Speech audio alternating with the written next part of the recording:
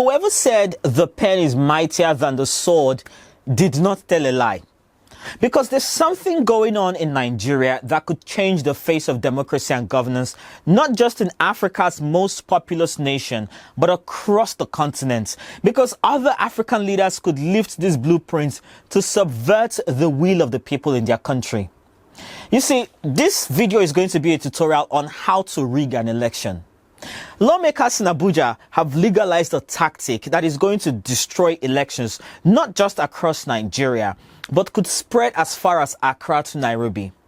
They're not going to deploy soldiers to intimidate anyone. That's old school. Or even hire thugs to steal ballot boxes. Nobody cares for violence anymore. They've simply added a single sentence to a document and it changes everything. They have officially legalized the technical glitch. And if you're watching this from Kenya, Ghana, or South Africa, please don't laugh at Nigerians, because your leaders are watching this playbook and your country could be next. So let me explain this crime scene so you have a better understanding of what Nigerians are talking about. Because to understand why this is crazy, you have to understand what happened in 2023. You see, Nigeria spent about $87 million on a system called BVAS, Bimodal Voter Accreditation System. It was supposed to be the magic bullet. You vote, the machine takes a picture of the result sheet and it uploads it instantly to a website called iRev. It was supposed to kill the collation center, the dark room where results are manually written down and changed. But on election day in 2023, the presidential results simply stopped uploading. INEC claimed it was a technical glitch. And by the way, INEC is Nigeria's electoral body. They switched to manual counting. And by the time the glitch was fixed, the numbers had changed. Now, why does this matter? Because for nearly 3 years, Nigerians argued whether that glitch was an accident or a crime.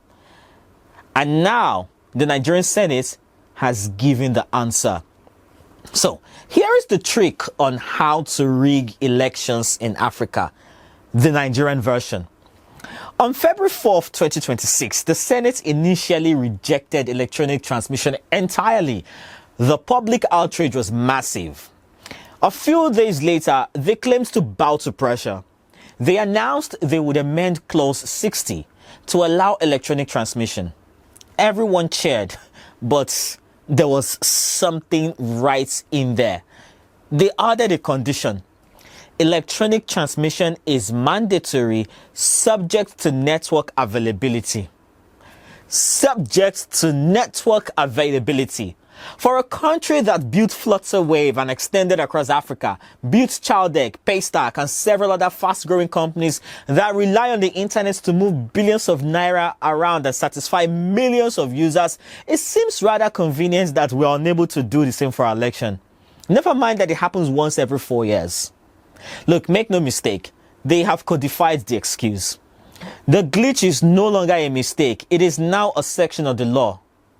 I always say this, Nigeria works perfectly. You are the one expecting it to work for you. And this is the most dangerous part, because it's not just about the election day. It's about the court case after. Because back in 2023, when the opposition went to the courts, the judges ruled that because the old law gave the commission discretion, the failure to upload results on election day was not illegal. It was just unfortunate. And so by passing this new bill in 2026 with the network condition, the Senate is pre-writing the Supreme Court's judgment for 2027 if anyone dares to go to court. Because when candidates go to court next year to scream about rigging, the judges will point to this clause.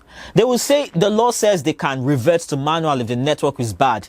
Now it's up to you to prove the network was good. And how do you prove that? You can't. Case dismissed. Before we look at how this affects other African countries though, let me just pause here for a minute. Hi, I'm Chika. If you're new to this channel, my job is simple. I help you make sense of the noise across Africa. Whether it's tech, governance, the messy world of politics, sports, or even entertainment, I'm going to help you connect the dots that the mainstream news usually misses. So if this is the sort of content you enjoy, please consider liking this video so that the algorithm knows it matters. But more importantly, please subscribe. Let's build a community of people who are bullish in Africa, who believe in this continent enough to demand the truth about it. Now, let's look at why your country should be worried. Nigeria is a very influential country. And so when a country as influential as Nigeria legalizes a crime, the neighbors follow suit.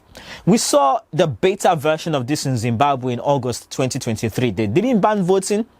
They just had logistical delays that kept polling stations in opposition strongholds closed until nightfall. Oops, no paper, and that was it. We saw it in the DRC in December 2023. Machine malfunctions forced voting to be delayed for days. It created chaos. And in chaos, you know what happens? Numbers can be cooked. Nigeria has now taken those clumsy attempts and refined them into clean legal statutes. This is the ultimate software update for African dictatorships. You don't need a coup. You don't need to arrest the opposition leader. That's old school. You just need a server error clause in your constitution. Case dismissed. Because you see, the era of the military coup is ending and we're entering the era of the technocratic coup. It's cleaner, it's quieter, and it's much harder to fight. Under a plan like this, President Museveni of Uganda would not have to fight Bobby Wine or arrest him in the streets anymore. He would just introduce a similar clause into the Electoral Commission's playbook in Uganda, and voila. Nothing happens. Look, if you're a young African watching this, pay attention to your parliament. Pay attention to what's happening in your country. Pay attention to conversations happening around your electoral laws, if there are any happening at the moment. Are they adding clauses that look like Nigeria's version of network availability? Are they adding discretionary powers? Because Nigerians are starting to realize that this 2027 election that hasn't even held yet will not be rigged at the ballots. It would have been rigged in 2026. And with a pen in the Senate chamber. And dear African, if you're not careful, if your leader likes what Nigeria has just done, your country could be next.